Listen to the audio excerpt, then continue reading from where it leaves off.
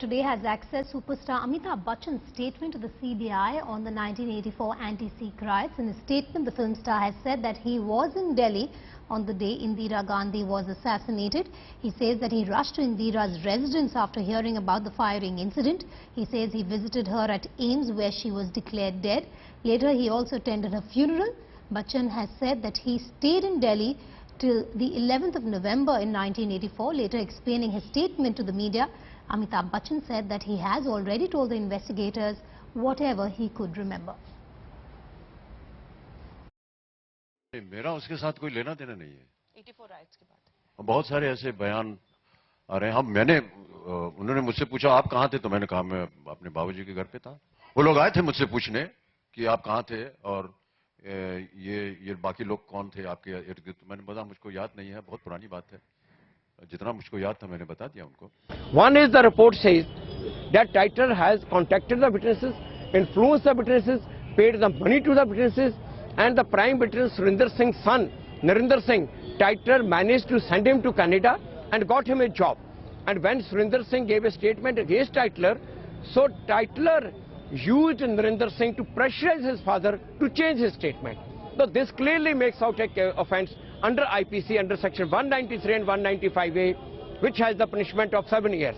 The other evidence which has come that the Titler sent 5 crore rupees by Hawala from here to Canada to his sister. And that money was frozen by the bank in Canada.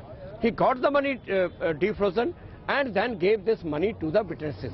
Now this is a clearly second offences under Money Laundering Act and a Hawala transaction. ये एक मजाक बना लिया है दंगा पीड़ितों के साथ। जब जब दंगा पीड़ित अपनी आवाज उठाते हैं, ये जो लोग हैं ये इसको एक मजाक बना के छोड़ दिया। आज हमें सिद्ध हो गया कि अमिताभ बच्चन जो हैं वो भी नवंबर 1984 के साथ हैं। देश के प्रधानमंत्री और देश के गृह मंत्री को कहना चाहते हैं कि आज एसआईटी के गठन को काफी समय हो गया। आज हमें ये बताएं, आज देश को बताएं कि ये एसआईटी में जो गठन हुआ है उसमें जगदीश टाइटलर, सज्जन कुमार और जो लोग हैं उनका क्या हुआ। अभी तक दंगा पीड़ितों को 5 लाख का मुआवजा नहीं मिला। Well, there have been two big developments in the 1984 anti-Sikh riots case, and Gaurav Sawant is joining me in the studio. Gaurav, the two developments, let's take them one by one. The first is Amitabh Bachchan's statement that we have access, which is in complete contradiction to what Titler has said. Well, Jagdish Titler had all along been claiming that Amitabh Bachchan was with him and he never went to Pul Bangash. This entire controversy is about Titler's alleged role in the death of 3 Sikhs in the Pul Bangash area in 1984, on the 31st of October in 1984, immediately after this news spread out that Indira Gandhi had been assassinated by her Sikh security guards. Yes. Now, he claims Amitabh Bachchan is his eyewitness. Amitabh Bachchan's statement clearly goes on to indicate that there was no such case. Amitabh Bachchan did mention, yes, he was in Delhi. Yes, he did go to the All India Institute of Medical Sciences as soon as he learnt that Indira Gandhi had been assassinated. He was there at Teen Murti. He was also there for the cremation. He nowhere mentions that he was with Jagdish Titler. So that's a big hole in Jagdish Titler's story. Let me take the other development with, let me take it up with Arthur Khan, who also joins us live. Arthur, the other big development is that the court has asked the CBI, what have you done over this entire development with Jagdish Titler, especially after the bribery charge that has now come forth?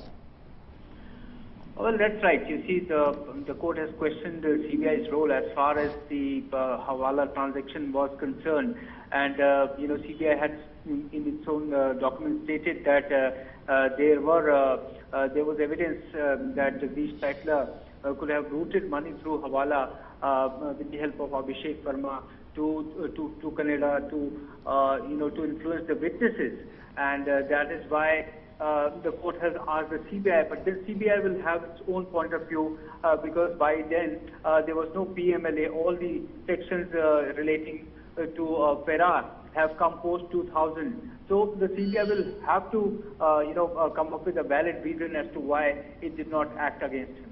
And all of this is based on jail businessman Abhishek Verma's statement, these developments.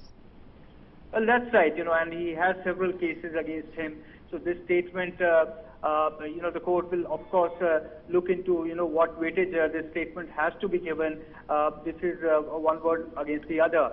But CBI will have its valid reasons as to why it did not pursue it at that point of time. So Gaurav, what could this mean for the entire case and for Jagdish Tytler? Well, trouble will mount for Jagdish Tytler. The CBI will have to explain how it gave a closure report when there was evidence in this case, as H.S. Phulka, the counsel for the 1984 anti-Sikh riots case, is mentioning. Look, it's not just Abhishek Verma's statement. 5 crore rupees were funneled into Canada. It was deposited in a bank account. So there is documentary evidence that 5 crores were in a bank account. Canada, the authorities, they froze that account. So there is evidence an account was frozen. Then there was a defreeze. The account was defrozen and money was taken out. So there is a lot of documentary evidence that goes to indicate that somebody paid money. Whatever information Abhishek Verma has given, that can be corroborated. There was a company which sent Surinder Singh's son, Narinder Singh, to Canada. Why was he sent to Canada? Who paid for him? If Jagdish Tytler paid for him, if he forced his father to change his statement, all of this adds up. And this is clear, circumstantial and documentary evidence that mounts against Jagdish Tytler, according to the 1984 anti-Sikh rights case lawyers. And this is the evidence that the CBI should have investigated. All of this evidence is in public domain. The CBI, despite this evidence, chose to file a closure report.